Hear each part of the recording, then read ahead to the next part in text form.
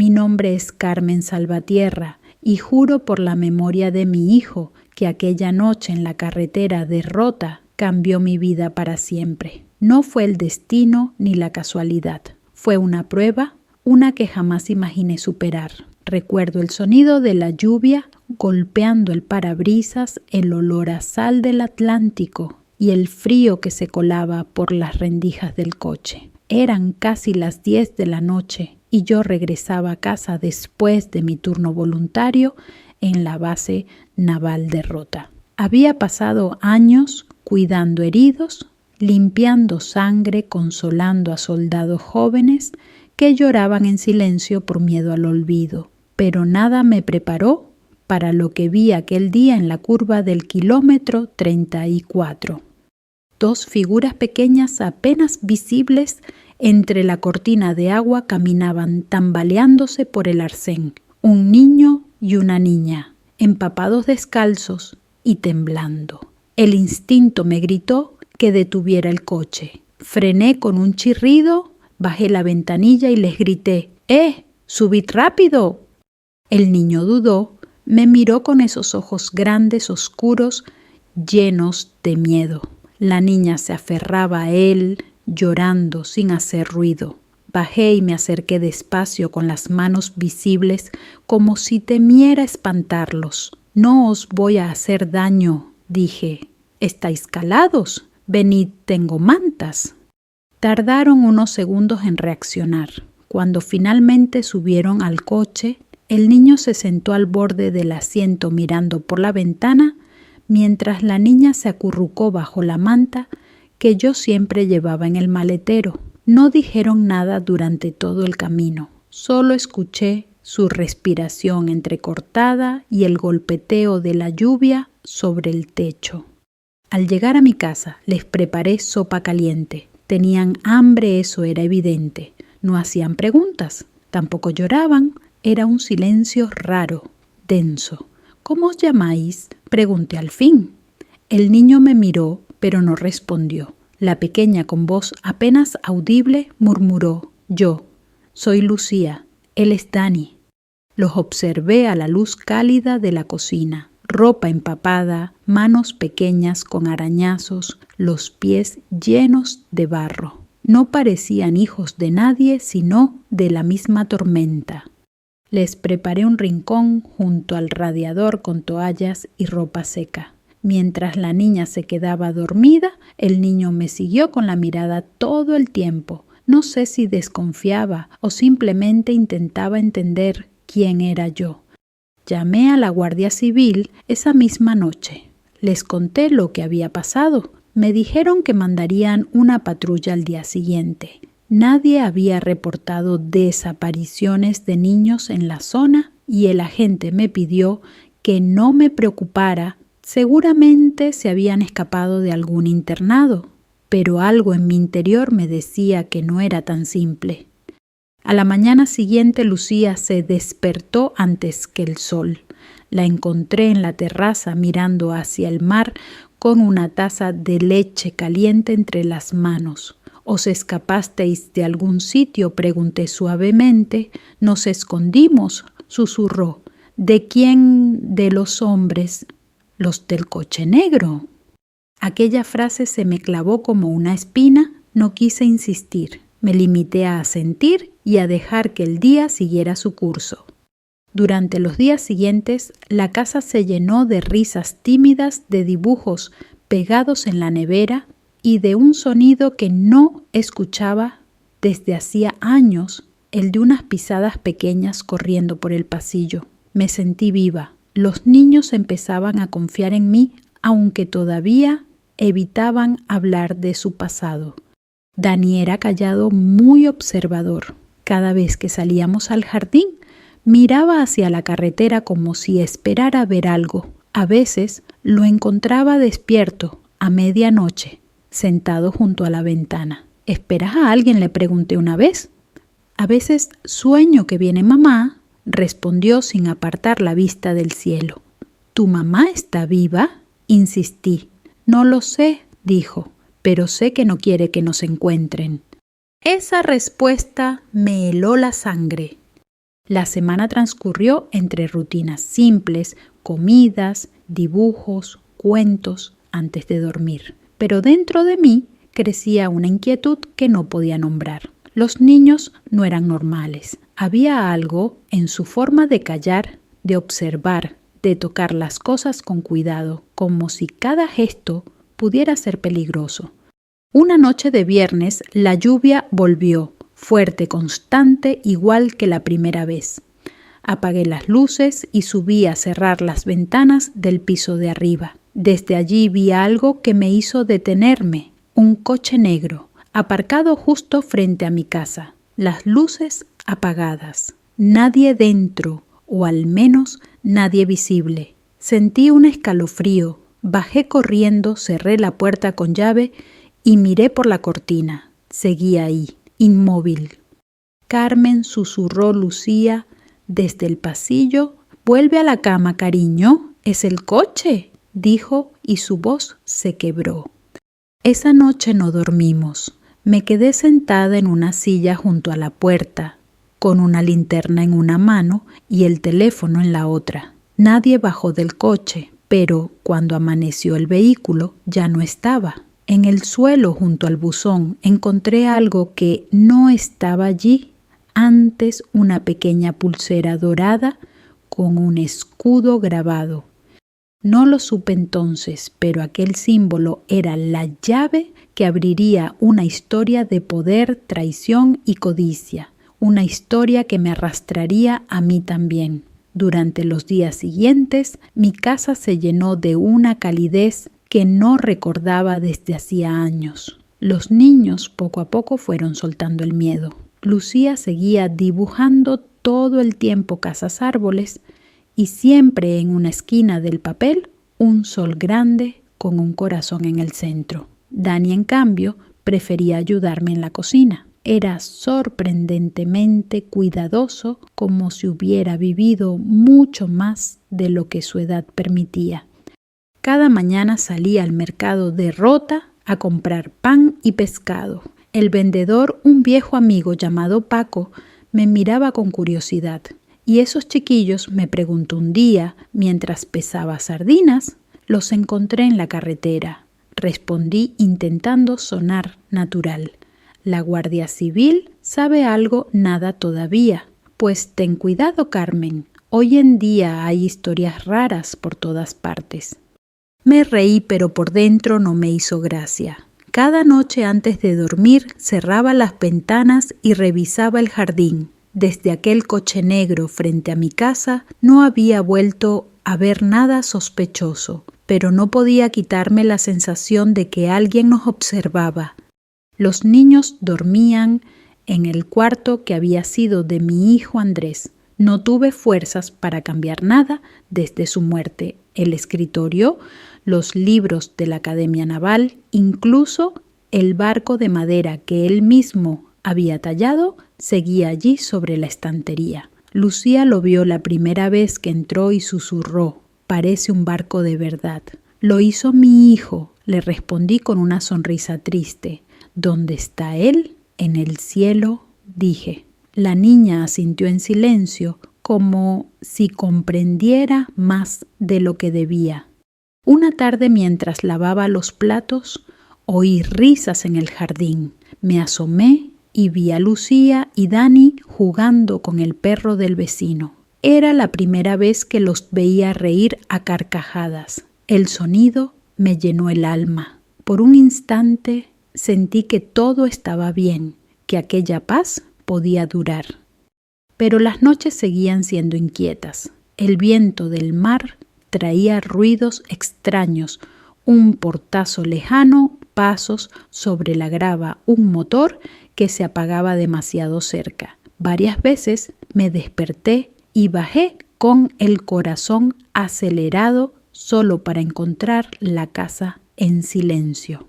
Un domingo por la mañana decidí llamar de nuevo a la Guardia Civil. Les insistí en que algo no estaba bien. El agente me dijo que no había denuncias recientes de desaparición infantil, pero prometió pasar al día siguiente. Nadie apareció. Esa misma tarde, mientras los niños veían dibujos, me senté con Dani en la mesa de la cocina. Dani, cariño, necesito saber algo. Él me miró con esos ojos grandes, serios. ¿Dónde estaban tus padres? Papá se fue en un avión. ¿Y tu mamá? Ella nos dijo que si venían los hombres de negro corriéramos. ¿Qué hombres? Los que tienen la llave dorada, dijo y bajó la voz. Los que mataron al abuelo. Sentí que el aire se me escapaba. No supe qué responder. La llave dorada, recordé la pulsera que había encontrado junto al buzón. La guardaba en una caja sin entender su significado. Esa noche no pude dormir. Subí al desván, saqué una vieja lupa y examiné la pulsera. Tenía grabado un escudo heráldico con una corona y la palabra Villaverde. No era una joya infantil, era un símbolo de linaje.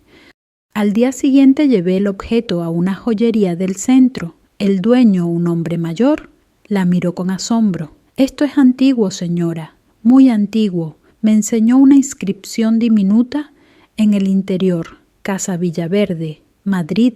¿Sabe de quién puede ser? De alguna familia noble, supongo. No hay muchas con ese nombre.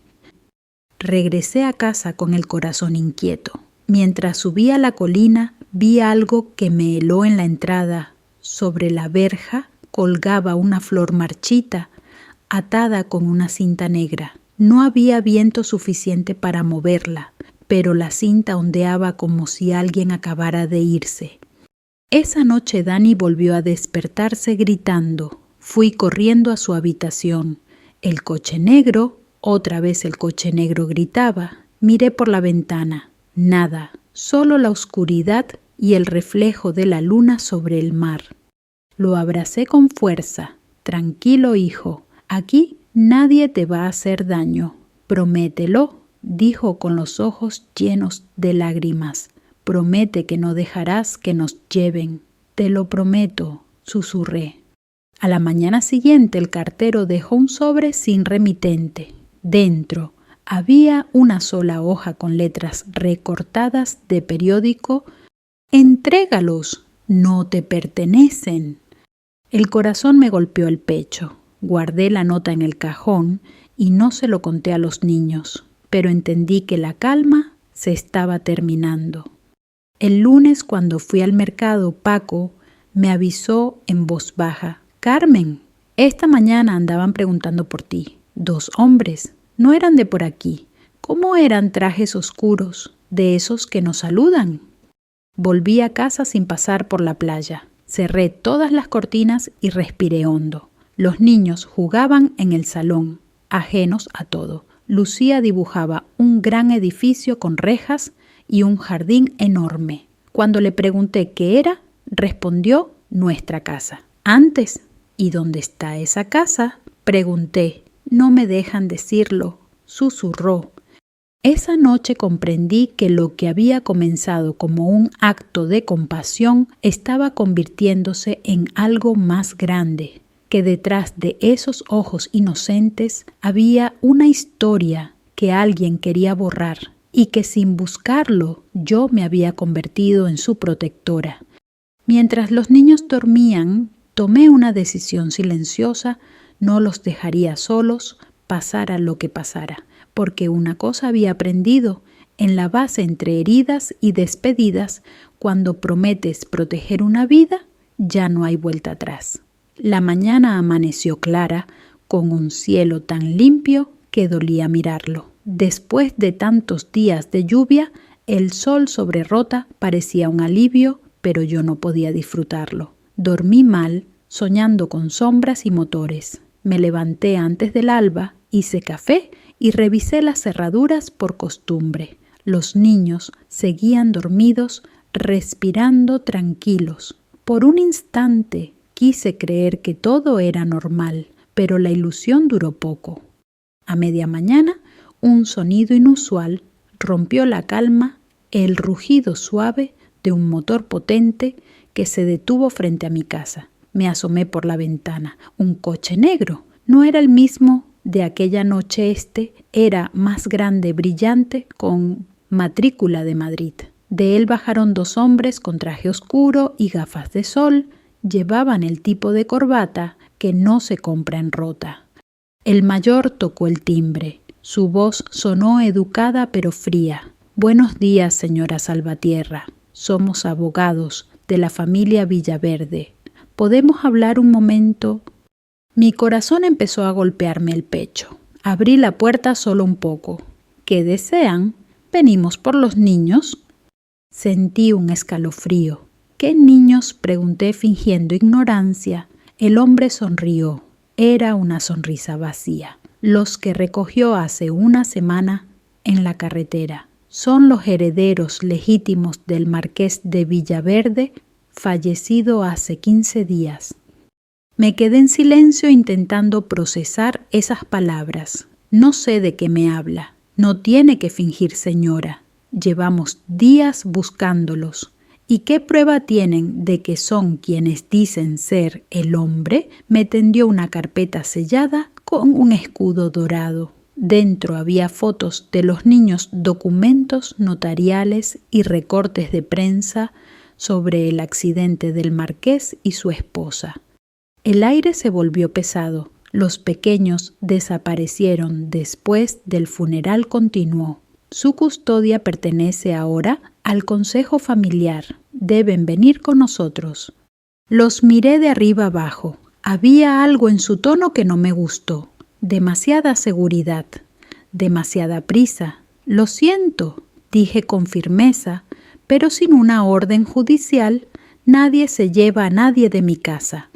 El más joven dio un paso adelante, irritado. «Está cometiendo un delito, señora. Estoy protegiendo a unos menores», repliqué. «Y si quieren discutirlo, llamen a la Guardia Civil». Hubo un silencio largo. Al final el mayor levantó la mano para calmar a su compañero, como desee, pero le aconsejo que no se meta en asuntos que no entiende. Cuando se marcharon, me quedé temblando. Desde la ventana vi cómo el coche negro se alejaba por la carretera, pero el miedo no se fue. Lucía bajó las escaleras justo entonces, con su osito en la mano. ¿Quién era Carmen? Nadie, cariño, solo unos hombres que se equivocaron de casa. Mentí, por primera vez, y no sería la última. Esa noche revisé otra vez la pulsera dorada. Coincidía con el escudo de la carpeta una corona sobre una V estilizada. Todo encajaba. Los niños no eran cualquiera, eran parte de una familia poderosa, y yo, sin saberlo, había entrado en una guerra que no me correspondía. Pasaron 3 días tranquilos, demasiado tranquilos. Cada vez que oía un coche, me asomaba. Cada vez que alguien llamaba al timbre, el corazón se me subía a la garganta. Hasta que una tarde recibí una llamada desde un número desconocido. «Señora Salvatierra». La voz era la del hombre mayor. «No pretendemos hacerle daño, pero está obstaculizando un proceso legal». «¿Qué proceso?». «El testamento del marqués. Los niños son herederos de una fortuna considerable. No puede quedarse con ellos. No me los quedo, los cuido, que no es lo mismo. A veces cuidar demasiado es un error», dijo antes de colgar. Aquella frase me dejó helada. Esa noche reforcé las cerraduras y coloqué una silla bajo el pomo de la puerta, como hacía mi madre cuando temía visitas. Pero el miedo se convirtió en furia. ¿Quiénes se creían esos hombres para venir a intimidar a una viuda que solo había hecho lo correcto? Llamé al comandante, retirado, Miguel Campos, antiguo compañero de mi difunto marido. «Miguel, necesito que vengas». «¿Qué ocurre?». «Creo que alguien intenta quitarme a los niños». Llegó al día siguiente en su viejo Seat Panda con la misma mirada decidida de siempre. «Cuéntame todo», pidió. Le mostré los documentos, la pulsera, la nota anónima. «Esto huele a poder y dinero», murmuró. «Y esas 2 cosas siempre traen problemas». Decidió quedarse unos días por precaución. Su presencia me dio algo de calma, aunque yo sabía que la tormenta apenas empezaba. El viernes, justo antes del anochecer, vimos luces acercarse. Miguel se asomó por la ventana y murmuró: «Es el mismo coche». 2 figuras bajaron, tocaron el timbre una vez, luego otra. No abrimos. Escuchamos cómo daban la vuelta a la casa, inspeccionando el jardín. Entonces, Miguel tomó su teléfono y marcó al cuartel más cercano. «Aquí, comandante, retirado Campos. Intento de allanamiento en la calle Camino del Faro. Los hombres desaparecieron antes de que llegara la patrulla, pero el susto quedó grabado. El guardia civil que vino nos aconsejó instalar cámaras y no abrir a desconocidos». Después de que todos se durmieran, salí al porche. La luna iluminaba la costa y el aire olía a azahar y mar. Pensé en el marqués muerto, en los abogados, en los niños durmiendo en la habitación de mi hijo. ¿Qué había en esa herencia que valía más que la vida de 2 pequeños? En el buzón encontré otro sobre sin remitente. Dentro una foto. En ella aparecía mi casa tomada desde la colina de enfrente. Detrás una nota escrita a mano: «No se preocupe, señora Salvatierra. Pronto entenderá quién manda aquí». Apreté el papel con rabia. Aquella noche juré que no me dejaría intimidar. Si querían guerra, la tendrían. No con armas, sino con algo mucho más fuerte, la verdad. Durante los días siguientes, la tensión se volvió parte del aire que respirábamos. Miguel insistía en que debíamos mantener la calma, pero yo notaba cómo, cada vez que sonaba el teléfono o un coche pasaba despacio frente a la casa, el niño saltaba y Lucía se escondía detrás de mí. No era solo miedo, era memoria. Esos pequeños sabían más de lo que decían. El comandante instaló cámaras de seguridad alrededor del jardín y un sensor de movimiento en la entrada. «No te preocupes», Carmen decía. «Estos tipos no se atreverán a nada sabiendo que hay pruebas». Pero su voz no me convencía. Había aprendido en la base que la gente poderosa no se detiene ante cámaras ni testigos, solo ante consecuencias. Una mañana recibí una llamada de la Guardia Civil. Aún no había orden de custodia sobre los niños. Me aconsejaron mantenerlos conmigo temporalmente, pero evitar hablar del caso con desconocidos. Lo interpreté como un modo elegante de decir: «Está sola, señora». Esa noche, mientras preparaba la cena, escuché un golpe seco en el cristal de la ventana. Corrí hacia allí. Una piedra había caído justo en la encimera envolviendo un papel arrugado. «Devuélvelos o acabarás como su madre». Mis manos temblaron. Miguel tomó el papel, lo leyó sin decir palabra y lo metió en una bolsa de plástico. «Esto es amenaza directa», dijo, «pero no la firmaron, así que difícilmente lo rastrearán». Dani apareció en la puerta con los ojos muy abiertos. «¿Quién quiere hacernos daño?» «Carmen». No supe qué contestar. Lo abracé y le dije lo primero que me salió del alma: «Nadie lo conseguirá, lo prometo». Esa noche no dormí. Desde el porche veía la carretera vacía, las luces lejanas del puerto y escuchaba el viento que venía del mar. Pensaba en las palabras del abogado, en el escudo de la pulsera, en la fortuna del marqués. ¿Qué clase de mundo era este donde la herencia de un hombre valía más que la inocencia de sus nietos? A la mañana siguiente Miguel fue a Cádiz para hablar con un antiguo contacto del ejército. Me quedé sola con los niños. Salimos a caminar hasta la playa buscando distraerlos. Lucía corría tras las olas riendo. Y por un momento la vida pareció normal. Pero cuando me di la vuelta vi a un hombre en el paseo marítimo con un periódico en las manos, observándonos por encima del borde del papel. Lo reconocí, era el joven del coche negro. El corazón me dio un vuelco. Tomé a los niños de la mano y regresé a casa sin mirar atrás. Desde ese día no volví a dejar que salieran solos. Miguel regresó por la tarde. Carmen, lo que sospechaba es cierto, dijo con voz grave. Los hombres trabajan para Marina Villaverde, la cuñada del marqués. Ella controla los bienes familiares hasta que se ratifique el testamento. Si los niños desaparecen, todo el patrimonio pasa a su nombre.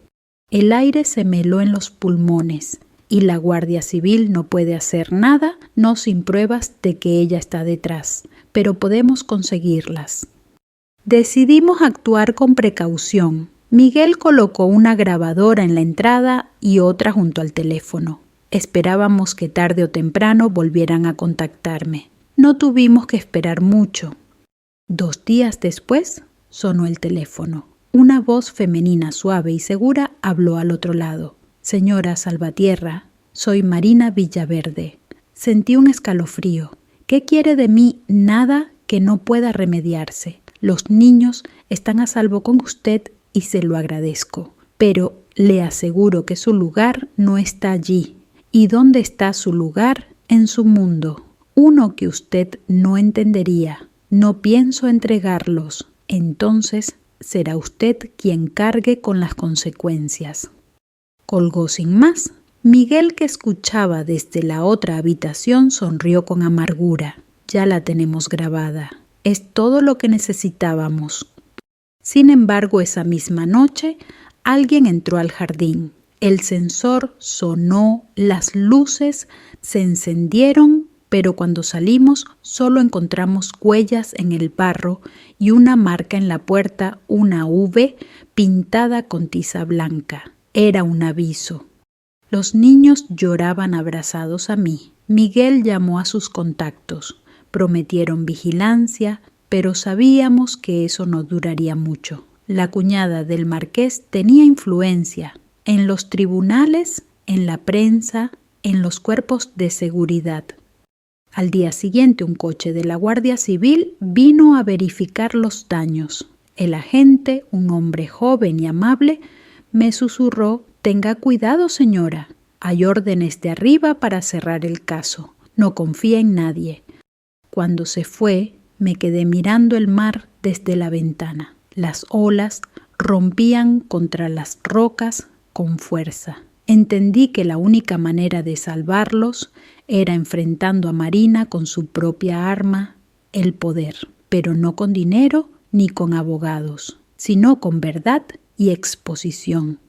Esa noche Miguel y yo hicimos un plan. Necesitamos que esos hombres vuelvan, dijo él, y esta vez los grabaremos con todo. Y si vienen armados, entonces tendrán que explicar por qué un comando privado intenta secuestrar a 2 niños en Rota. Me miró a los ojos. ¿Estás lista para esto, Carmen? Hace tiempo que no lo estaba tanto. Mientras los niños dormían, tomé la pulsera dorada y la guardé en el bolsillo de mi bata. Ya no era solo un símbolo, era la clave de todo, y sabía que si quería justicia, tendría que jugar al mismo nivel que ellos. La brisa del mar entraba por la ventana, olía a tormenta, y en el fondo de mi pecho, bajo el miedo, algo despertaba una rabia serena, la que nace cuando el amor y la justicia se confunden en una sola causa. Esa fue la última noche tranquila antes de la tormenta. El amanecer del lunes trajo consigo un aire espeso, cargado de humedad y presagio. Miguel y yo sabíamos que algo iba a pasar. Los pájaros callaban, los perros del vecindario ladraban sin razón. En Rota, cuando el viento del mar se queda quieto, es porque el temporal aún no ha llegado. «Hoy vendrán», dijo Miguel mientras comprobaba las cámaras. «No son gente que acepte una negativa. Entonces los estaremos esperando», respondí con voz más firme de lo que me sentía. Durante la mañana preparamos todo. Miguel conectó las grabadoras a una línea oculta en el salón. Yo me encargué de que los niños no se enteraran. Les dije que íbamos a jugar al escondite, ellos se quedarían arriba en el ático con las ventanas cerradas. Dani aceptó sin hacer preguntas. Lucía, en cambio, me abrazó fuerte. No quiero que te hagan daño, Carmen. A mí no me pasa nada, pequeña. Solo estamos jugando. ¿Sí? Cuando el reloj marcó las 5:30, el rugido de un motor rompió la calma. Un coche negro se detuvo justo frente al portón. Miguel me miró y sin hablar ambos tomamos posiciones. 2 hombres bajaron. Los reconocí, el joven arrogante y el abogado mayor. Tocaron el timbre insistentes hasta que abrí. Señora Salvatierra, dijo el mayor con su voz de serpiente. Venimos a resolver esto de una vez. Yo también, le contesté. Pasen. Entraron confiados. Miguel fingía ser un viejo jardinero observando desde la puerta trasera. Coloqué café en la mesa y encendí la grabadora oculta. ¿Dónde están los niños?, preguntó el más joven. A salvo, respondí. Eso no le corresponde decidir a usted. Tenemos la orden de nuestra clienta, doña Marina Villaverde. Curioso, interrumpí, porque esa orden no es legal. Los tribunales aún no han emitido custodia. No estamos aquí para discutir leyes, señora, dijo el mayor. Estamos aquí para evitar complicaciones. ¿Complicaciones? Los niños no están seguros con usted. Hay gente peligrosa que los busca. Sí, los hombres que envía su clienta, repliqué. Hubo un silencio espeso. Las miradas se cruzaron. El joven dio un paso hacia mí, pero Miguel apareció en la puerta erguido con una carpeta en la mano. Creo que ya hablaron lo suficiente, dijo con voz de mando. Todo ha sido grabado y transmitido a un servidor seguro. Si intentan algo, el material se publicará. Los hombres se tensaron. El mayor tragó saliva. Está cometiendo un error. No, caballeros, respondí. El error fue subestimar a una enfermera con tiempo libre. Se marcharon sin decir palabra. Desde la ventana vi cómo se alejaban hacia la carretera, pero sabíamos que eso no era el final, solo habían cambiado de táctica. Miguel me explicó el siguiente paso. Acudiríamos a un viejo amigo suyo, el notario Herrera, un hombre honesto que conocía los entresijos del sistema. Con su ayuda organizaríamos una reunión formal para entregar las pruebas ante testigos. Si los hombres de Marina acudían, quedarían expuestos. 2 días después, el plan se puso en marcha. En la pequeña oficina del notario en el centro de Cádiz, preparamos todo. Miguel revisó las grabaciones y Herrera las certificó con sello legal. Solo faltaba la pieza final, provocar a Marina. Esa misma noche le envié un mensaje anónimo desde un número nuevo. Sé lo de los testamentos falsos. Si quiere limpiar su nombre, venga mañana a las 11. Si no, la prensa sabrá todo. No tardó ni una hora en responder. Estaré allí. La mañana siguiente amaneció luminosa, pero el aire tenía un filo extraño. Cuando el coche negro llegó a la puerta del notario, yo ya estaba dentro junto a Miguel y Herrera. Marina bajó del vehículo con un traje beige y gafas oscuras. A su lado los 2 hombres de siempre. Así que usted es la famosa señora Salvatierra, dijo con una sonrisa falsa. Me hubiera gustado conocerla en otras circunstancias. Las circunstancias son culpa suya, contesté. Ordenó perseguir a unos niños inocentes. Inocentes o no, son herederos. Y usted los está utilizando. No los uso, los protejo. Y tengo pruebas. Herrera encendió el grabador y colocó los documentos sobre la mesa, la transcripción de las amenazas, las grabaciones telefónicas, las imágenes de las cámaras. Marina palideció al escuchar su propia voz diciendo: «Será usted quien cargue con las consecuencias». Intentó levantarse, pero 2 agentes de la Guardia Civil convocados por Herrera bajo orden de seguridad, se interpusieron. Señora Villaverde, dijo uno de ellos, queda detenida por coacción y tentativa de secuestro. Por un instante todo se detuvo. La mujer me miró con una mezcla de odio y miedo. «¿Esto no termina aquí?», susurró. «Tiene razón», respondí. «Termina en el juzgado». Cuando la sacaron esposada, sentí que podía respirar por primera vez en semanas. Los días siguientes fueron un torbellino de titulares. Ex-enfermera de la base de Rota destapa red de corrupción familiar. Mi casa se llenó de reporteros vecinos curiosos. No me gustaba la atención, pero sabía que era necesaria. La luz pública era la mejor protección contra las sombras. Miguel, fiel a su carácter, se mantuvo discreto. Tu venganza ha sido limpia, Carmen. No buscabas castigo, sino verdad, y eso duele más que cualquier bala, respondí. Aquella noche, después de acostar a los niños, salí al porche. El mar rugía en la distancia libre inmenso. Miré al cielo y pensé en Andrés, mi hijo, y en cómo la vida de forma misteriosa me había dado otra oportunidad de cuidar, de servir, de amar. No había ganado dinero ni reconocimiento, solo algo que ya daba por perdido, la paz. Pero aún quedaba el juicio y sabía que los poderosos no caen sin arrastrar a los demás con ellos. El juicio comenzó en Cádiz una mañana gris de otoño. El aire olía a humedad y café recién hecho, y los pasillos del juzgado estaban llenos de periodistas, abogados y curiosos. Yo llevaba el mismo abrigo azul marino con el que había recogido a los niños aquella noche de lluvia. No por casualidad, sino como un recordatorio todo. Había empezado con un gesto de humanidad y no pensaba dejar que lo convirtieran en un crimen.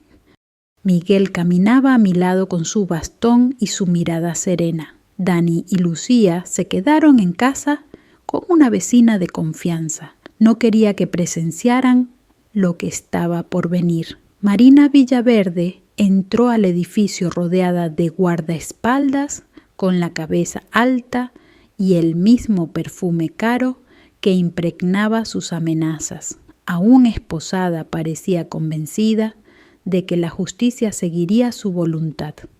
En la sala el juez, un hombre de voz grave y paciencia escasa, pidió silencio. Comienza el caso número 241-2025, el Estado contra Marina Villaverde por coacción, intento de secuestro y falsificación documental. El fiscal presentó las pruebas, las grabaciones, las llamadas, las imágenes de las cámaras, los mensajes. Cada palabra que escuchaba me devolvía fragmentos de las noches de miedo, del sonido del coche negro, de la mirada asustada de los niños.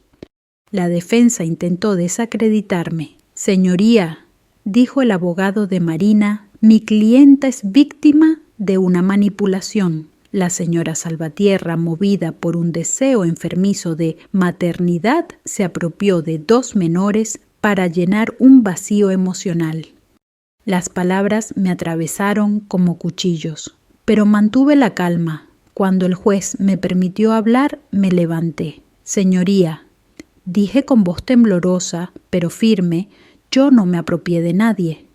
Esos niños estaban descalzos, hambrientos y solos en una carretera. Si ayudar a un inocente es un delito, entonces soy culpable. El fiscal sonrió discretamente. La defensa bajó la mirada.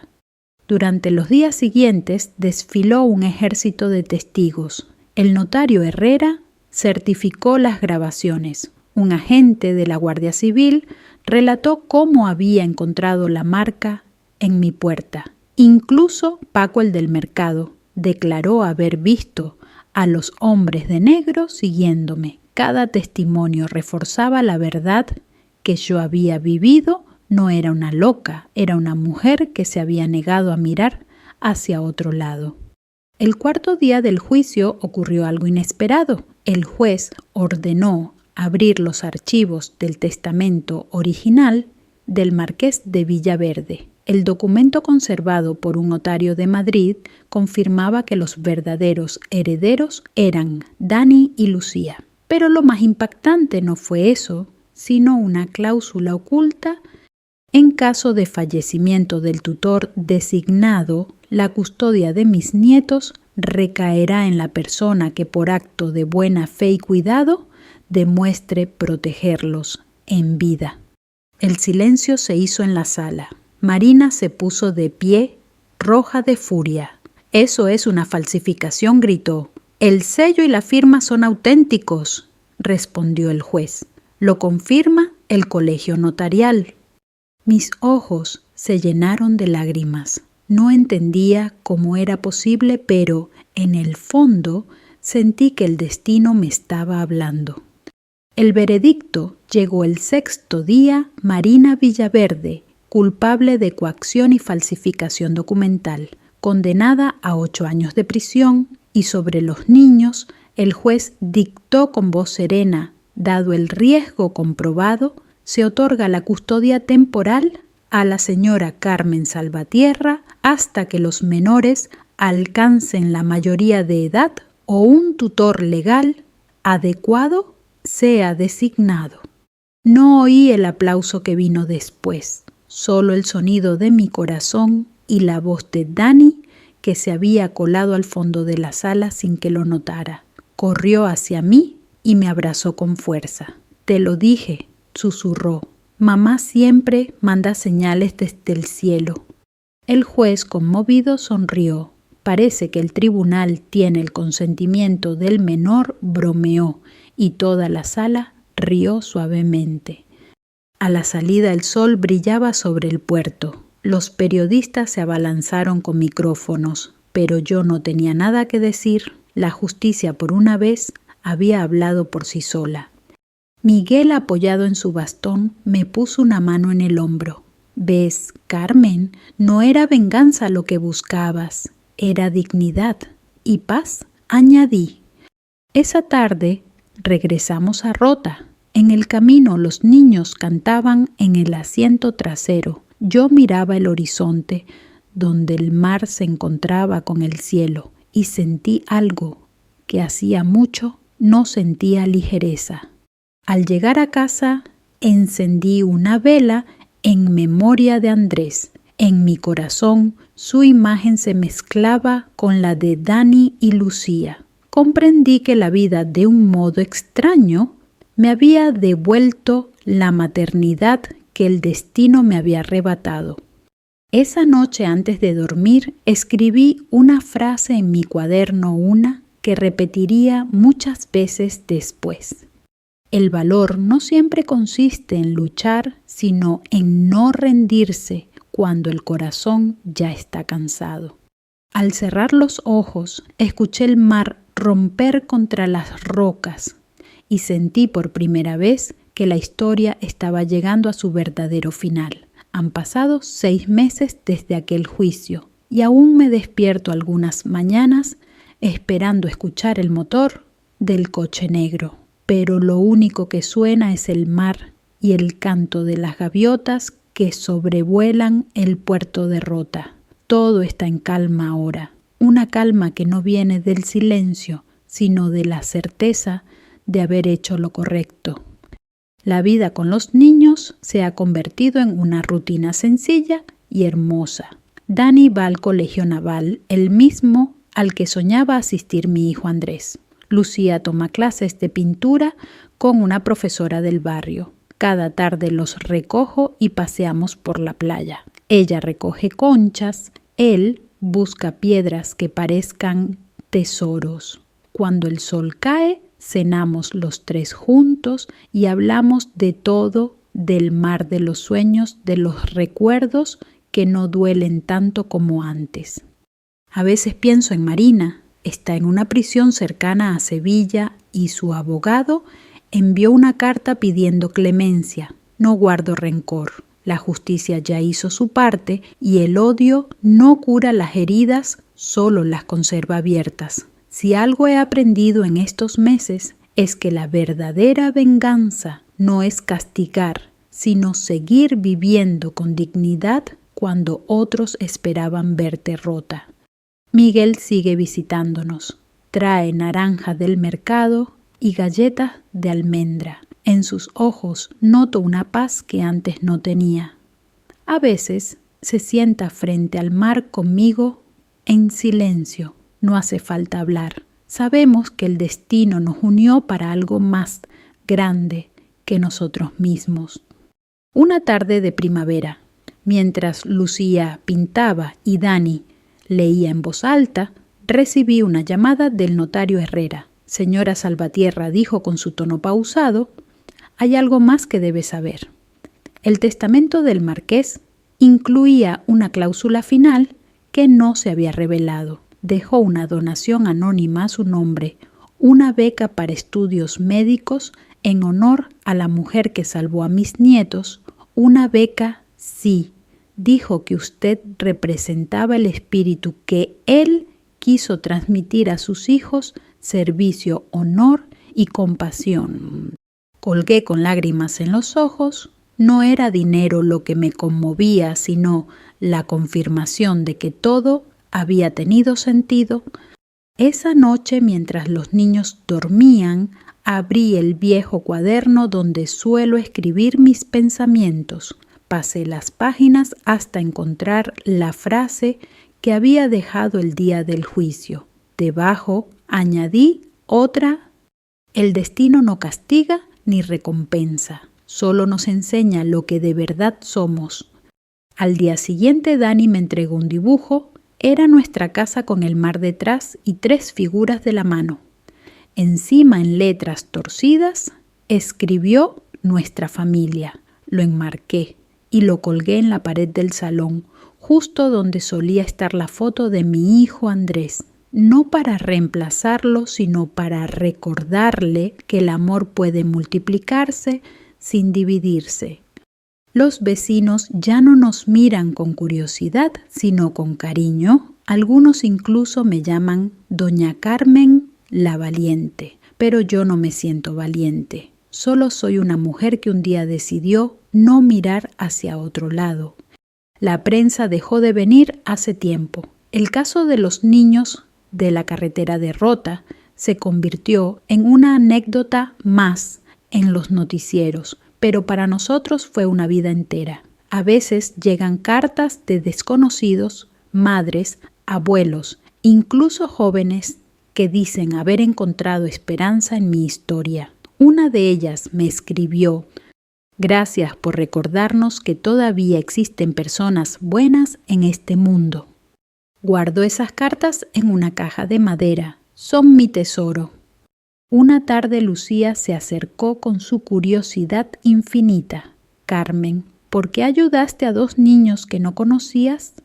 La miré a los ojos y sonreí, porque alguien lo haría por ti y porque la vida me dio otra oportunidad de amar. Ella me abrazó y en ese gesto sentí que todas las piezas encajaban: la soledad, el dolor, el miedo, la lucha. Todo había sido necesario para llegar allí. El sol se escondía detrás del horizonte cuando salimos al porche. Dani señaló al cielo. «Mira, Carmen, una estrella fugaz. Pide un deseo», le dije. «Ya lo tengo», respondió. «Que nunca nos separemos». No pude evitar llorar. Lo abracé con fuerza y por primera vez en muchos años recé en silencio. No pedí nada, solo di gracias.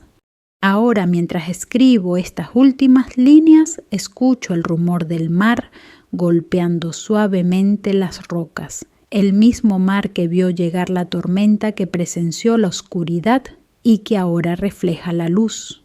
Mi historia no trata de venganza, trata de justicia, de compasión y de cómo un acto de bondad puede encender una cadena de milagros. Si alguna vez te encuentras en una encrucijada, si el miedo te paraliza o la injusticia te cansa, recuerda esto: no necesitas ser fuerte todo el tiempo, Basta con no dejar de hacer el bien incluso cuando nadie mira.